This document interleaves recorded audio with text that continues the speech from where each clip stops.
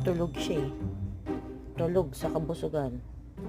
Kala mo inuto ko siya na kumain ng konting chicken joy.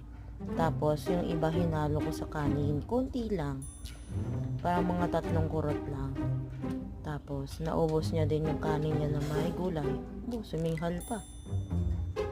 Kala mo nakatulog siya sa kabusugan niya. Arty-arty. Di tayo manyaman, baby. Sarap na tulog ng Ariel. Nai-stress ako ay.